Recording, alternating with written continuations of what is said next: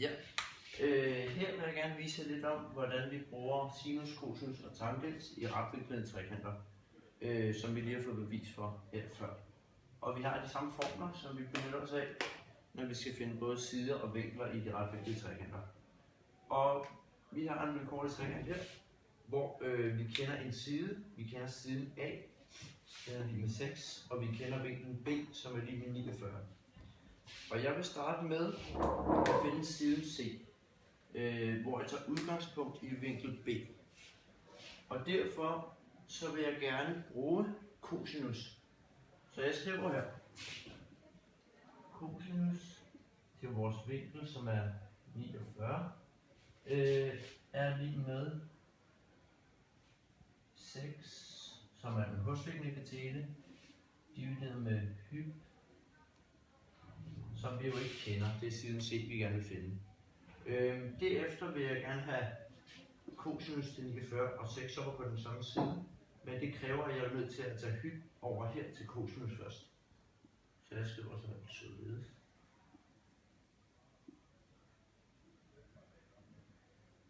Er lig med 6.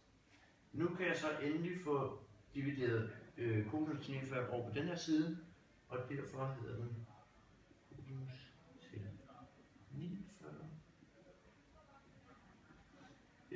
divideret med 6 lig med hyp, som jo er siden C. Og resultatet til det her, det er 19,96.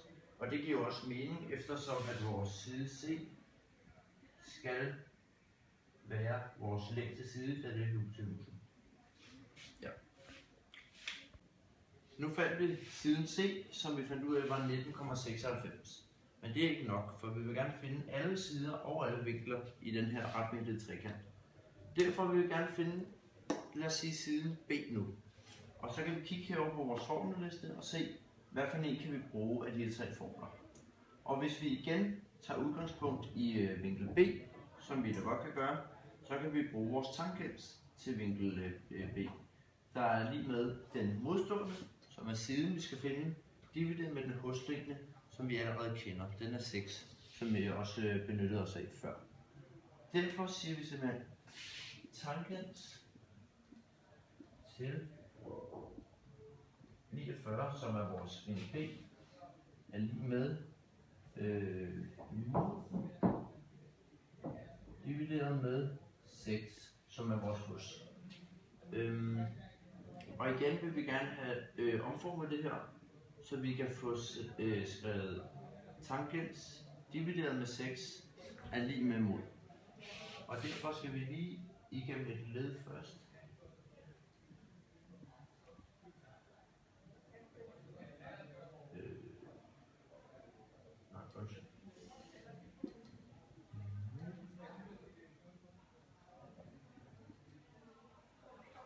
Før vi kan dividere tangents over til 6. Derfor bliver det 6 divideret med til vores vinkel 49 er lige med mod. Og svaret på dette er 6,9. Det vil altså sige, at vores sidste side, side B, bliver lige med 6,9. Ja. Nu har vi alle vores sider, siden A, B og siden C.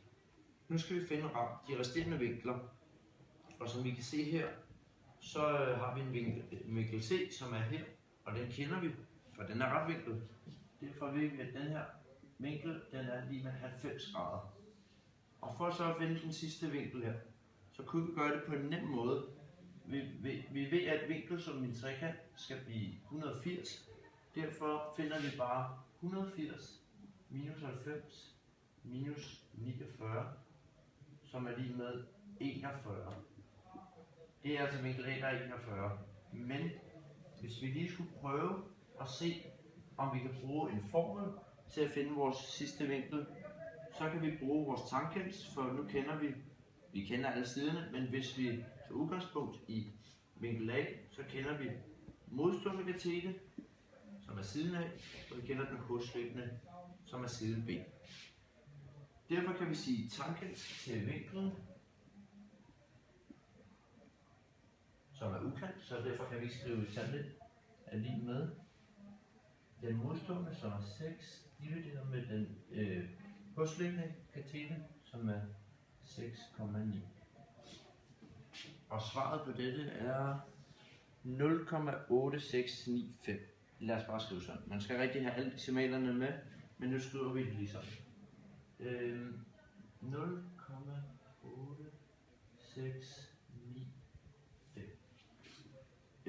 Og det er jo selvfølgelig ikke en vinkel, men det vi skal gøre nu, det er, at vi skal finde tangent til minus første til det her tal, for at finde vinkel A. Så der siger vi her, tangent til 0,86.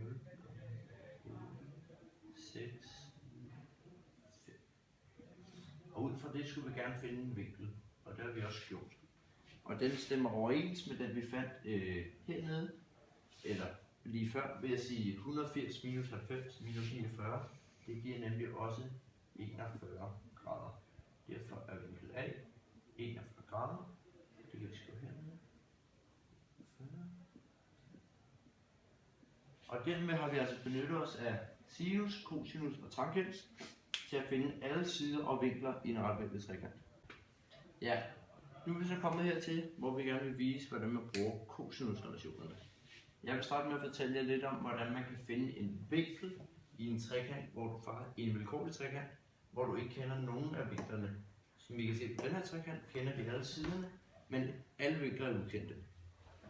Vi kan starte med, at vi for eksempel vil finde vinkel B. Hvis vi gerne vil finde vinkel B, skal vi gå over her til vores cosinusrelationer og finde en formel, hvor det er B, som er resultatet. Og det ser vi af tilfældet her, hvor cosinus B er lige med A i anden plus C i anden minus B i anden divideret med 2 gange A gange C. Og når det er de her små bogstaver, vi har med at gøre, så skal vi huske på, at det er siderne og ikke vinklerne. Så for at finde vinkel B, kan vi prøve at sætte det op. Cosinus til den ukendte vinkel B er lige med A i anden, det er 4 i anden, plus C i anden, det er 7 i anden, minus B i anden, som er 5 i anden. Dette skal vi så dividere med 2, og det 2, det ganger vi med A og C, det vil sige gange 4 gange 7. For at gå ned til næste led, vil vi rykke linjen ned.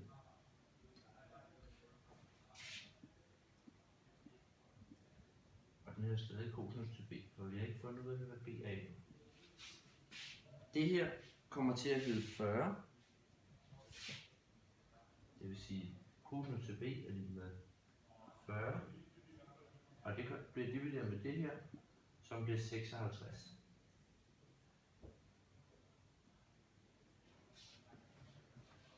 Kan vi lige nu er vi så langt her. Så skal vi bare dividere de her to og se, hvad vi får ud af det. Og det får vi til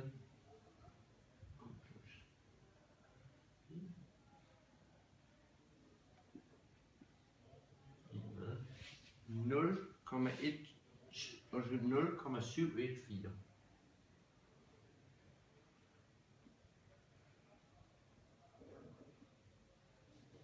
Nu har vi cosinus til B er lige med 0,714. Og derfor skal vi igen gøre det, at vi omformer vores formel, så vi får cosinus til B i minus første. Cosinus, og det er i stedet for at vi skriver B, så skriver vi her cosinus til det her 0,714, selvfølgelig, i det første, til 0,714, og det skulle gerne give den ukendte vinkel B, som så er 44,42 grader.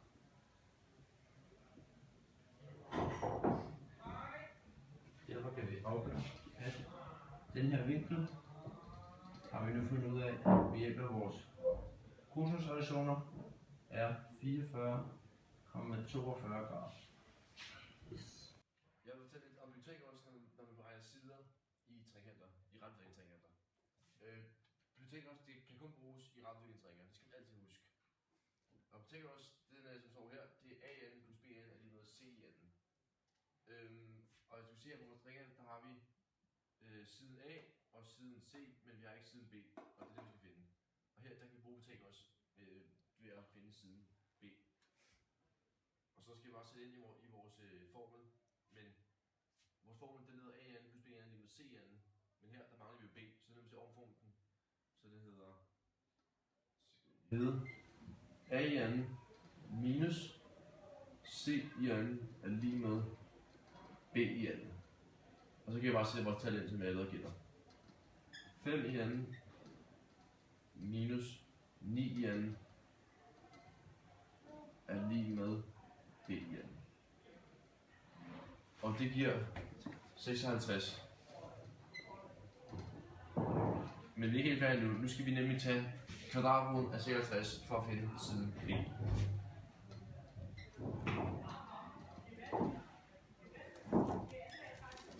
Og det giver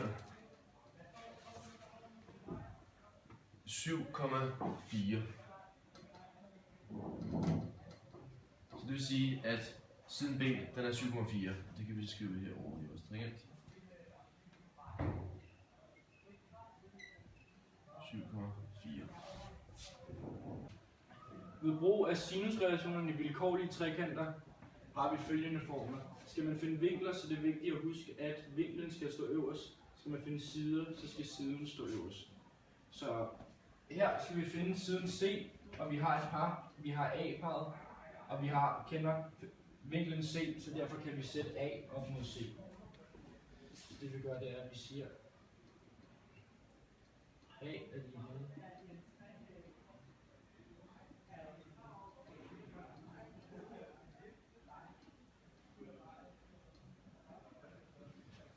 Det er C, vi skal finde, isolerer vi C ved at gange sinus til C over på den anden side, så der kommer til at stå C er lige med A gange sinus til C divideret med sinus til A.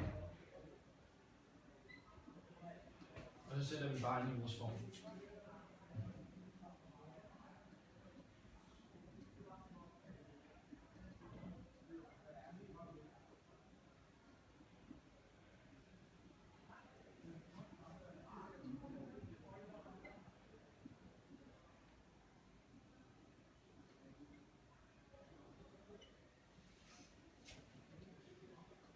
Vi får et resultat, der hedder